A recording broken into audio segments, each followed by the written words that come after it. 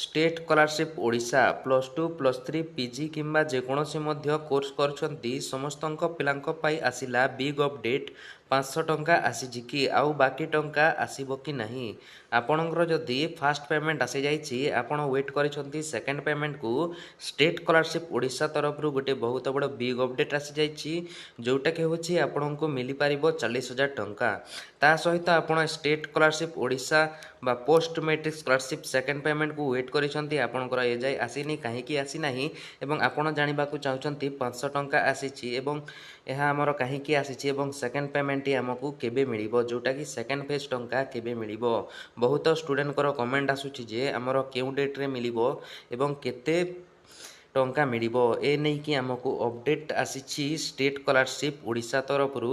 ତେବେ ଏହି ଭିଡ଼ିଓଟିକୁ ଶେଷ ପର୍ଯ୍ୟନ୍ତ ଦେଖିବେ କାହିଁକି ନା ଆପଣ ଜାଣିପାରିବେ କେବେ ମିଳିବ पोस्ट मैट्रिक स्कॉलरशिप किंबा स्टेट स्कॉलरशिप सेकंड फेज टंका।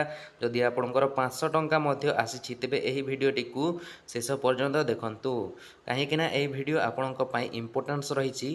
जदि भिडियो को शेयर करनाहांती आपणकर सांग मानक शेयर करनियंतु भिडियो को लाइक करिकि चैनल टिक भी सब्सक्राइब करिकि पाखर थिबा बेल आइकन को मध्य सिलेक्ट करनियंतु।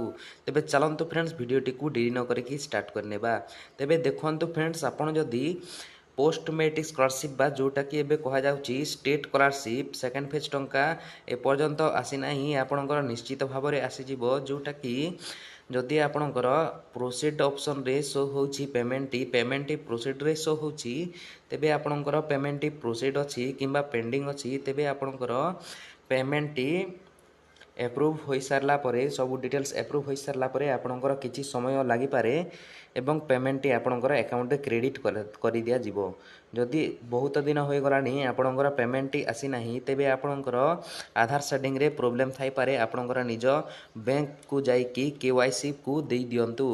केवाईसी दे सारला परे आपणकर पेमेंट आसी जिवो एवं जो स्टूडेंट मानकर जदि 500 टंका आसीछि से माने वेट करिसंती पोस्ट मैट्रिक स्कॉलरशिप किंबा स्टेट स्कॉलरशिप रो सेकंड फेज टंका को तेबे मु आपण मानकु कहि दउछि आपणकर जदि 500 टंकाटी आसीछि तेबे आपण निश्चिंत रहंतु आपणकर जल्दी ही आपणकर पोस्ट मैट्रिक स्कॉलरशिप रो सेकंड फेज मनी आसी जिवो।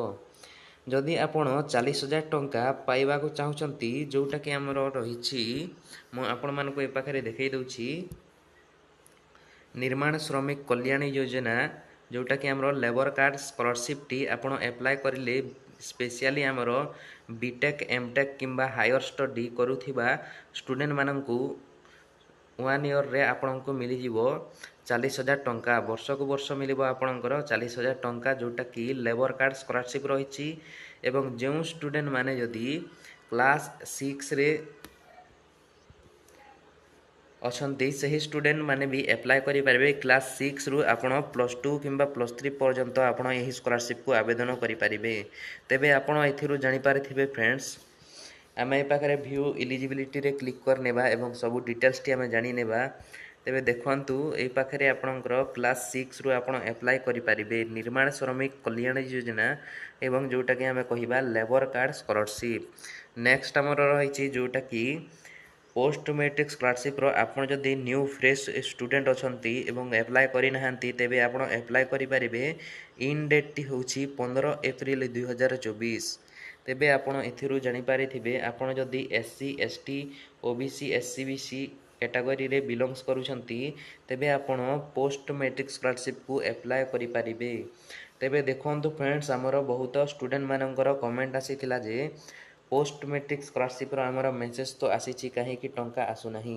तेबे देखंतु फ्रेंड्स मु आपण मानकु कहि देबा को चाहूछि जे आपणकर मेसेज आसीछि आपण जो एप्लिकेशन रे आपणकर आधार नंबर देकी रजिस्ट्रेशन करिथिले किंबा एप्लिकेशन रे एंट्री करथिले जो मोबाइल नंबर टी सही मोबाइल नंबर को मेसेज आसी जाइछि आपणकर पेमेंट टी प्रोसीड बा एप्रूव होई नाही। पेमेंट भी एप्रूव होई थाए आपणकर एप्लिकेशन स्टेटस रे जोटा कि पेमेंट प्रोसीड थाए आपणकर पेमेंट प्रोसीड रे अछि किंबा सक्सेस रे शो करूथिले मध्य आसु नाही तेबे आपणकर बैंक आडे होल्ड अछि।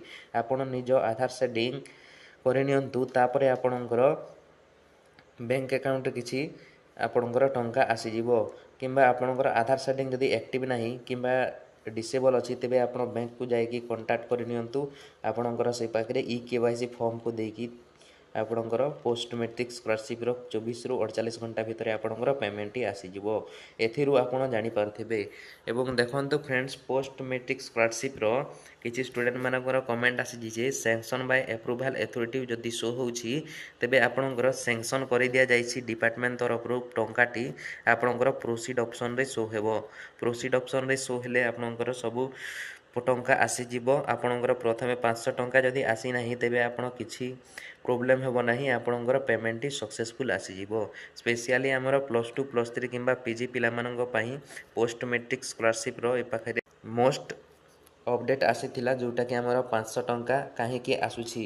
ତେବେ ଦେଖନ୍ତୁ ଫ୍ରେଣ୍ଡସ୍, 500 ଟଙ୍କା ହେଉଛି ବହୁତ ଷ୍ଟୁଡେଣ୍ଟ ଆମକୁ କମେଣ୍ଟ କରିକି କହୁଛନ୍ତି ଯେ 500 ଟଙ୍କା କାହିଁକି ଆସୁଛି। ତେବେ ଦେଖନ୍ତୁ ଫ୍ରେଣ୍ଡସ୍, 500 ଟଙ୍କାଟି ଆମର ଟପ୍ ଅଫ୍ ବାଲାନ୍ସ, ଯେଉଁଟାକି ଯେମିତିକି ଗଭର୍ଣ୍ଣମେଣ୍ଟ ତରଫରୁ ଏହାକୁ ଟ୍ରାନ୍ସଫର୍ କରାଯାଉଛି 500 ଟଙ୍କା। ତାପରେ ଆହି ଆମର ସେକେଣ୍ଡ ଫେଜ୍ ଟଙ୍କା ଆସୁଛି, ଆପଣ ଏଥିରୁ ଜାଣିପାରୁଥିବେ। ଏବଂ ଯଦି ଆପଣ ଲେବର କାର୍ଡ଼ ସ୍କଲାରସିପ୍କୁ ଆପ୍ଲାଏ କରିବାକୁ ଚାହୁଁଛନ୍ତି, ତେବେ କ'ଣ ଡକୁମେଣ୍ଟସ୍ ଲାଗିବ, କ'ଣ ଇଲିଜିବିଲିଟି କ୍ରାଇଟେରିଆ ଅଛି ଏବଂ ଆପଣଙ୍କୁ କେତେରୁ କେତେ ଟଙ୍କା ମିଳିବ, ଡିସ୍କ୍ରିପ୍ସନରେ ମୁଁ ଭିଡ଼ିଓ ଦେଇଦେଇଛି। ଭିଡ଼ିଓଟିକୁ ଦେଖିନିଅନ୍ତୁ, ଆପଣ ଫୁଲ୍ ଡିଟେଲ୍ସ ମାଧ୍ୟମରେ ଜାଣିପାରିବେ। ଏବଂ ଯେଉଁ ଷ୍ଟୁଡେଣ୍ଟମାନଙ୍କର ଯଦି ପୋଷ୍ଟ ମେଟ୍ରିକ୍ ସ୍କଲାରସିପ୍ଟି ଆପ୍ଲାଏ କରିନାହଁ, ସେମାନେ ଆପ୍ଲାଏ କରିନିଅନ୍ତୁ। ଏବଂ କିଛି ଷ୍ଟୁଡେଣ୍ଟମାନଙ୍କର ଏଯାଏ ପେମେଣ୍ଟଟି ଆସିସାରିଲାଣି, ଆପଣ ସେଥିରୁ ଜାଣିପାରିଥିବେ। ଆପଣଙ୍କର ଯଦି ପୋଷ୍ଟ ମେଟ୍ରିକ୍ ସ୍କଲାରସିପ୍ର ପେମେଣ୍ଟଟି ଏପର୍ଯ୍ୟନ୍ତ ଆସିନାହିଁ, ତେବେ ଆପଣଙ୍କୁ ନିଶ୍ଚିତ ଭାବରେ ପେମେଣ୍ଟଟି ଆସିଯିବ, ଆପଣ ୱେଟ୍ କରନ୍ତୁ। ଏବଂ କିଛି ଷ୍ଟୁଡେଣ୍ଟମାନଙ୍କର ରିକମେଣ୍ଡ ବାଇ ଇନଷ୍ଟିଚ୍ୟୁଟ୍ ମଧ୍ୟ ଶୋ ହେଉଛି। ରିକମେଣ୍ଡ ବାଇ ଇନଷ୍ଟିଚ୍ୟୁଟ୍ ଶୋ ହେଉଥିଲେ ଆପଣଙ୍କର ଆପ୍ଲିକେସନଟିକୁ କଲେଜ ତରଫରୁ ଭେରିଫାଏ ବା ଆପ୍ରୁଭ୍ କରିନିଆ ହୋଇଛି, ଆପଣ ଏଥିରୁ ଜାଣିପାରିଥିବେ। ତାପରେ ଆପଣଙ୍କର ନେକ୍ସଟ ଷ୍ଟେପ୍ ଆପଣଙ୍କର ଷ୍ଟାର୍ଟ ହୋଇଯିବ। ତେବେ ଆପଣଙ୍କର ପେମେଣ୍ଟଟି ଆସିବା କିଛି ସମୟ ହୋଇପାରେ, ଆପଣ ପ୍ଲିଜ୍ ୱେଟ୍ କରିନିଅନ୍ତୁ। ପୋଷ୍ଟ ମେଟ୍ରିକ୍ ସ୍କଲାରସିପ୍ର ଯେଉଁ ଷ୍ଟୁଡେଣ୍ଟମାନଙ୍କର ଯଦି sanction Bai approval authority show ହେଉଥିଲେ, ଆପଣ ପ୍ଲିଜ୍ ୱେଟ୍ କରନ୍ତୁ, ଆପଣଙ୍କର ପେମେଣ୍ଟଟି ମଧ୍ୟ ଆସିଯିବ। ଏବଂ କିଛି ଷ୍ଟୁଡେଣ୍ଟ କମେଣ୍ଟ କରିକି ଜଣାଉଥିଲେ ଯେ ଷ୍ଟେଟ୍ ସ୍କଲାରସିପ୍ ଓଡ଼ିଶା ବା ଆମେ ଯେଉଁଟାକି ଏବେ ପୋଷ୍ଟ ମେଟ୍ରିକ୍ ସ୍କଲାରସିପ୍ କହୁଛୁ, ତେବେ ଆମର ଟଙ୍କାଟି ଆସୁନାହିଁ, ଆମର ପେମେଣ୍ଟଟି ସକ୍ସେସ୍ ଦେଖେଇଛି, ସେ ତା ଉପରେ କିଛି ଭିଡ଼ିଓ ଆଣନ୍ତୁ ବୋଲିକି କହୁଥିଲେ। ତେବେ ଏହି ଭିଡ଼ିଓଟି ଆପଣଙ୍କ ପାଇଁ, ଏହି ଭିଡ଼ିଓରେ ମୁଁ ଆପଣମାନଙ୍କୁ କହିଦେଇଛି। ତେବେ ଦେଖନ୍ତୁ, ଆପଣଙ୍କର ଯଦି ପେମେଣ୍ଟଟି ଆସିନାହିଁ, ଆପଣଙ୍କର ମେସେଜଟି ତ ଆସିଛି, ପେମେଣ୍ଟଟି କାହିଁକି ଆସିନାହିଁ। ତେବେ ଦେଖନ୍ତୁ ଫ୍ରେଣ୍ଡସ୍, ଆପଣଙ୍କର ବ୍ୟାଙ୍କ ଆକାଉଣ୍ଟରେ କିଛି ପ୍ରୋବ୍ଲେମ୍ ଥିବ, ସେଥିପାଇଁ ଆପଣଙ୍କର ପେମେଣ୍ଟଟି ଏପର୍ଯ୍ୟନ୍ତ ଆସିନାହିଁ। ଆମର ବହୁତ ପିଲାଙ୍କର ପେମେଣ୍ଟଟି ଆସିସାରିଲାଣି। ଆପଣଙ୍କର ଯଦି ପେମେଣ୍ଟଟି ଆସିନାହିଁ, ତେବେ ଆପଣ ନିଶ୍ଚିନ୍ତ ଭାବରେ ଆପଣଙ୍କର ବ୍ୟାଙ୍କକୁ ଯାଇକି KYC କିମ୍ବା ଆଧାର ସେଟିଂ ଫର୍ମକୁ ଦେଇଦିଅନ୍ତୁ। ତାପରେ ହିଁ ଆପଣଙ୍କର ପ୍ରୋବ୍ଲେମଟି ସଲ୍ଭ ହେବ। ଏଥିରୁ ଆପଣ ଜାଣିପାରୁଥିବେ ଷ୍ଟେଟ୍ ସ୍କଲାରସିପ୍ ଓଡ଼ିଶା।